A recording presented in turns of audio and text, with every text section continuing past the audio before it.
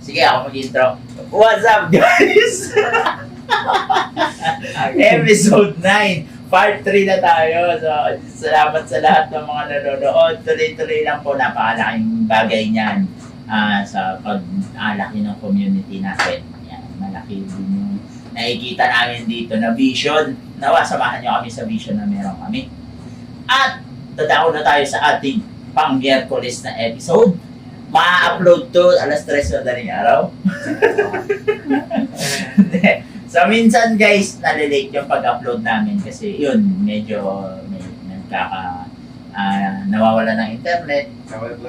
Nawala ng internet. Or minsan nasa event kami, ganyan, medyo pagod. Yan. Pero sinisigurado namin na araw-araw kami mag-upload. Yes. Para sa inyo. Yes, sir. Para sa kanya. So ayun, balita ko may pag-uusapan tayo para lumakas ang ating pangangatawan. Yes. Ako, ay hindi ba? Gamot Yun. na yan. So ayun, ano ating pag-uusapan? About siya kuya sa naniniwala kasi ako na lahat tayo dito, even mga viewers natin kuya, meron tayong mga potential na hindi pa na-discover up until now. Guys, di ba? Oh. Even ako, alam ko kuya, marami pa akong potential. And pag-usapan natin kung paano natin ma-unlock, ma-release, and ma-discover. Yun, malay mo, super saiyan ka pala. Yes. Ito, super si Trunks. We believe guys na ang Lord maraming binigay na skills, talents, potentials, nilagay siya sa atin. And for sure, meron na tayo mga potential na na-unlock na natin. Yes, sir. Di ba? Diba? Kumbaga, parang sa mga online games lang yan ko di ba? Pag level 1, level 2, level 3, nagkakaroon ka ng mga new Ay, skills, mga di ba? skills, no? Oo. Ito, skills si Balmon. Sa buhay na meron tayo, no? Kung lulugurin ng Lord na umabot pa tayo ng 70, 80, ang dami pa natin ang pagkatuto or ang learning kasi yan hindi natapos yan, continuous yan. So, ayan, sabay-sabay nating alamin and paano, let's talk about it. Yun.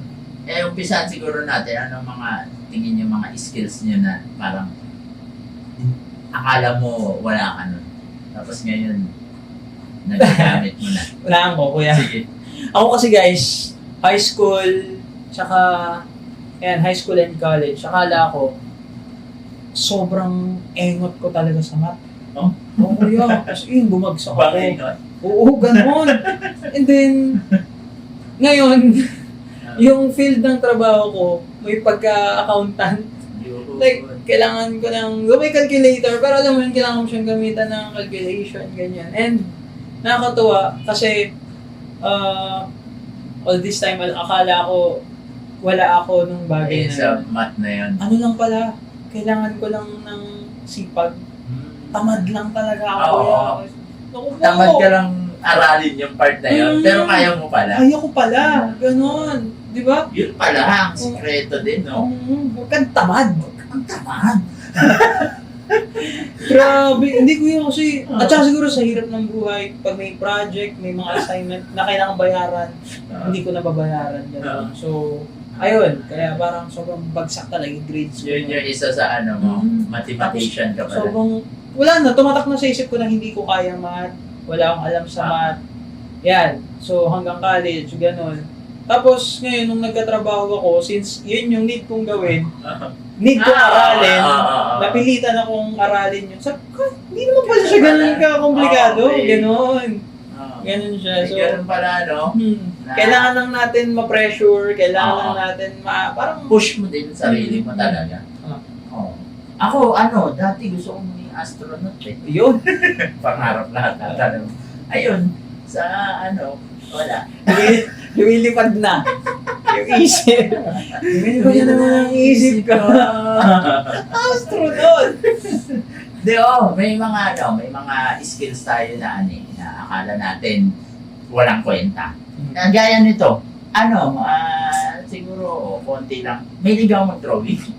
Hindi seryoso, mahilig. Hindi naman sa pagmamalaki, alam ko, alam nung kami dito, nila Joed, nila Pasmean, kuya ko, may sanay mag-drawing, buong ang nila. Parang kami, artist, ganon. Meron nga dyan, ano yung sa Kaboy, yung mga tito namin, nabubuka sila. Oo, ginagawa nilang pan-display. Tapos kami, si Pasmean, si Joed, napakalupit mag-drawing. Drawing ng, di ba may nag-drawing sa church? Si Joed, napakalupit. Parang isa siya, tsaka kuya. Yan. Tapos, kuya ni Pasmean. Even Basmi, sa Pasme! sa pagdidesign, Meron kami din mag-drawing yun. Kami, oo. calligraphy, mga ganun. Oo, ganun. Parang, sa tingin ko, parang, mahilig na elementary pa lang, yung mga Dragon Ball, ganyan. Drawing ko. Tapos, parang, ang naging mindset ko nun, gusto ko maging fine arts. Kasi yun yung align nun eh. Noong time na yun, parang nakaka-discourage na sinasabi, wala mangyayari dyan sa mga art na yan. Mahal Mahal, oo. Culinary, yan, mga gusto ko. Pero yun nga yun, gusto kong film. Art, talaga. Tapos, biroy mo, parang na-unlock siya ngayon lang sa pagiging photographer. Photography, kasi art yun eh. Hindi mo basta-basta makikita na ano eh. Parang may camera ka na, pwede ka na. Kasi meron ka, kunyari, magaling kang mag-drawing, mag-analyze kung ano yung mga ano. Makikita mo na agad, makita mo pa lang yung isang lugar, tao, alam mo na kung ano yung kakalabasan. Tapos yun, meron ka na kasi talagang skills, yung nasa iyo na. Yung sinasabi mo, hindi mo pa na-unlock, pero dadating yung point na yung sitwasyon na makikita mo na meron ka pala. Yun, kagaya yan sa photography, yan, na-unlock talaga. Kasi ito yung tumulong, yun. Imagination ko yan. Oh, imagination. Marami pa tayong mga skills na makakatulong sa buhay natin. Ayun yung sa akin naman siguro yan. Pumapasok ka sa hangir, di ba? Nagka-magic ako eh. Ayun, sabi ko na eh. Ano lang, siguro yung sa akin, dati kasi, hindi ko trabaho dati sa, ngayon sa photography, di ba kuya? Alam mo naman to kuya, no? Parang dati, gusto ko lang talaga mag-assistant na ako mag-picture. Ayo. Kasi parang, ang dati, akala ko napakahirap. Kasi hindi ko pa nasusubukan. Pero hindi ko alam na may potential pala akong kumuha kapag ka, Hindi kasi dati, gusto talagang walang kaalam-alam. Parang hindi mo masusubukan yung isang bagay hanggang hindi mo sinusubukan. Kasi Hindi mo parang malalaman. hindi mo malalaman na kaya mo pala. Kasi sa una mahirapan ka eh. Pero hanggang paulit-ulit nangyayari yung mga bagay na ginagawa mo. Unti-unti mo nakakasanayan yung mga bagay na hindi mo alam. Kasi ako dati hindi ko alam kung paano yun yung ice eh. Pati yung... About sa mga ganun-ganun. Kasi yung Pero text mo may skills ka pala na ganun. Tapos parang, dahil parang hinayaan mo akong kuyang matuto ng mag-isa. Kasi ang dami kong pagkakamali nun, ang labo, ang dilim. Pero siyempre sa part ng natutunan natin, nandun din yung maraming pagkakamali. Parang sa part ko na yun, parang akala ko, hanggang dito lang ako, hindi ko kaya mag-picture, hindi ko kaya yun yung Tsaka ang daming nabuksan sa akin once na sinimula mo isang bagay. Third eye. Ayun, tulad na lang yung pag-edit.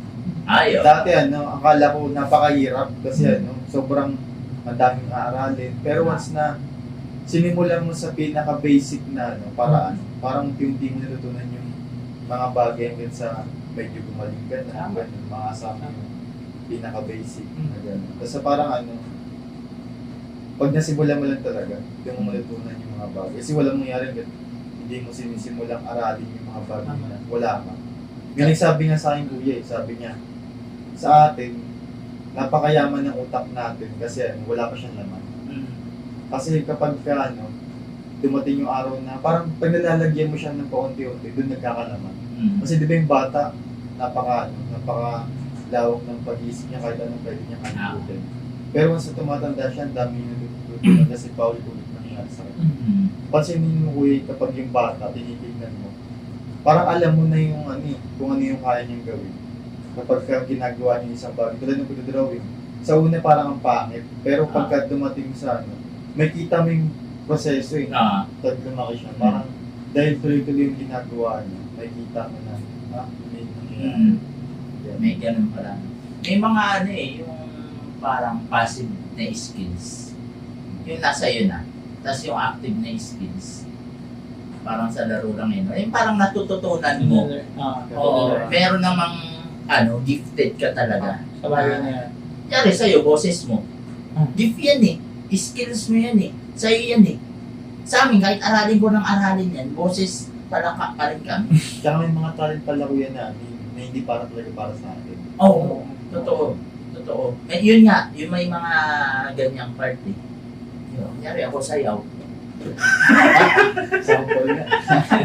Tsaka guys, gusto ko yung sinabi niya, no? Sinabi ni Ray kanina. Marami kasi sa atin pagka nagkamali na tayo, doon na tayo minto. And tandaan natin guys, yung mistake, part siya ng success. Diba? Experience is the best teacher. Kuya. Kasi, wala namang nilagay sa isang bagay na bago na magaling agad siya eh. Tama. Kobe Bryant, di ba? Oo.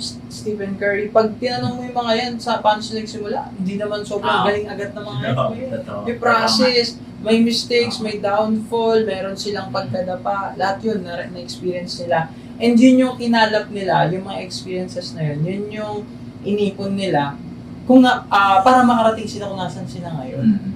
Diba? So, kaya solid talaga na ang sabi nga 'di ba kuya, parang magsisimula ka lang na matalo or mag-fail talaga kapag huminto ka. Ito ka na. Ito na siya. Yun ang tatanggapin mong talo ka. Pagka minto ka na sa isang Sa isang bagay na yun. So, alam ko, marami pa tayong skills. Ano ba, pwede nating maging hint para ma-unlock mo yun. Yun nga, practice ka lang ng practice. Kung walang naniniwala sa'yo, basta vision mo ito, ay practice mo lang. At saka siguro kuya, dapat alisin natin hindi ako para dyan. Yung mga ganung ito, mindset, ganyan siya dati. na na titignan mo pa lang isang bagay, sasabihin mo na agad, hindi ako dyan, hindi para sa akin yan. Ito malaking testimony, tulad ng sinabi niya. Tinuturuan ko siya mag-photo, ayaw niya. Hindi kuya, masaya. Gusto ko lang mag-assistant. Oo, tanda ko sabi niya, hindi kuya, okay na ako sa mag-assist. Kaso ako, nakikita ko, tsaka parang bilang ako, dumating ako sa gano'n. Ko, lahat ng tao may potential. Tama. May kanya-kanya yan. Kailangan mo lang, malaman. Tsaka kuya, yung part na sinabi mo sa akin, ka matakot magkamali. Oo, yun. Hindi mo maiwasan yung pagkakamali. Kailangan mong matuto sa pagkakamali. Para after nun, di ba, kamukha niyan, kita mo na, iba-iba na yung naanuhan natin. Narating natin. So yun guys, isa yun na huwag kayong matakot magkamali. Oo, tao lang tayo. Tama. Tao lang, di ba? Yung mga tao rin kuya, parang lagi na sinasabi, hindi pa ako ready. Parang, may mga ganyan, parang hindi pa. Dahilan. Oo. Alam ba, pagka, example na lang, sa mga, di ba, pagtatalon ka sa mga falls or mga cliff, ganyan, di ba? Parang lagi mong, may pumipigil sa'yo, yung takot, yung ano yung posibleng mangyari kapag lumundag ka doon, di ba? Andun yun eh. Pero, face your fear, gano'n. Pero ang sabi nga sa napanood ko kuya, yun yung pinaka-crucial part. Pero once na nag-let go ka na doon or nakalundag na yung paa mo, mawawala na lahat yun. And doon na mag-start yung learning talaga, experience doon. Kailangan mo lang talagang mag-let go. Kailangan mo lang, pag sinabi ng Lord na talon, kahit hindi mo makikita yung babagsakan mo, tumalon ka. At yun, mga skills natin na yan yung magdadala sa atin para mas umunlad ang ating buhay, matulungan yung family, mas gumaan ang ating pamumuhay. And ang isa pa sigurong secret dyan, kuya, although lagi tayong natututo, wag din darating sa point na pakiramdam natin, napakarami na natin. Tama ba yan? Kailangan ang mindset natin palagi, kailangan ko pang matuto, hindi pa ako magaling, kailangan i-grab lahat ng opportunity dumadating sa Parang maraming ma-unlock na opportunities. Di lang skills ang ma-unlock nun eh. Oo, kaya. Tama. Even opportunities. Pag nakapag-unlock ka ng skills, may opportunities na mabubuksan din. Tsaka kuya, iba kasi yun eh, yung sa part na, hindi mo kasi alam yung, magiging pakiramdam mo sa bagay na yun, hindi mo alam. pagka tinry mo tong isang bagay na to, doon mo pala mahanap yung panibagong galak, panibagong joy, oo, di ba? Tama. Oo. So, parang, akala mo okay ka na dun Oo, eh, masaya ka pero, na dito. oo. Magugulat ka, panibagong, Oo. ano naman, Parang level ano, ng saya. Oo. Kaya ni Ray, no? Di ba masaya ka naman to, photography na. Eh, Sakto lang. sakto Alis ka lang. na kaya.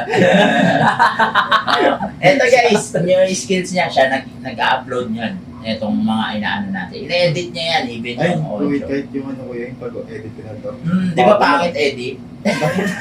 Pag ano lang, Oo. hindi ko alam paano i-upload. Ayaw niya pa nga nung una eh.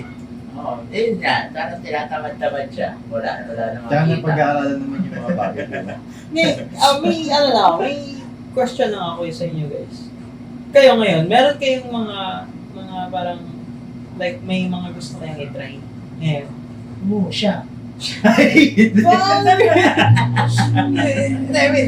Skills or magawa, meron kayo ngayon? Siguro mga skills, gusto ko lang i-enhance pa. Enhance. Wala ka ng, Mga plano sa buhay. Parang nakita ko yung skills ko na kailangan kong, pagyamanin pa. Etong part na to, ito yung kailangan kong pagtuunan ng pansin. Di ba parang sa laro kailangan, meron ka munang isang job. Kailangan mong kailangan mo tong, Kailangan oo, i-max kung ano yung meron ka. Tsaka ka magle-level up ng ganito. Yan. Ito part na to, etong skills na to, alam kong opportunities naman yung maraming magbubukas. Yes. Ikaw, meron pa? Sa akin siguro yung gusto kong matry yan yung makapag-hotel. Yeah! Baka naman kasi parang norista ka talaga. Pero ang ganda nun, kuya. Sige. Try mo kaya. Bili ka. Bibili na ako. Sige. Mga razor? Ako unang customer.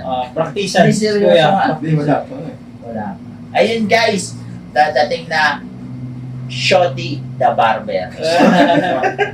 Hindi pang sarili lang. Panjupet. Si Pastor Ramian, yan? Napakaraming gusto na mangyari. Naggupit yan eh. May sarili nga yan. Gamit. Naggupit. Kung ano-anong business, nag-alaga ng pusa, aso, mga giraffe ang alagaan eh. Sa dami ng gusto niya ngayon. May mga ganun part. Pero kailangan mo din muna pagyamanin kung ano yung meron. I-hone. Oo, kasi baka maguluhan ka. Ano yung gusto? Hasain. Nasahin mo muna yung skills na meron ka ngayon. Tama. Tapos yun, ma-unlock na yun. Next yun, di ba? Diba? So meron pa? Ngayon, The Barber. Abangan nyo, Shotty, The Barber. Yan na yun. Unang customer, si Ryan. Kuya nga May ito. ahit dito, no? May ganun yung pabilong. Semi-panot. Noon. So ayun guys, thank you. Losan natin to. See you tomorrow. Boom. Semi panot.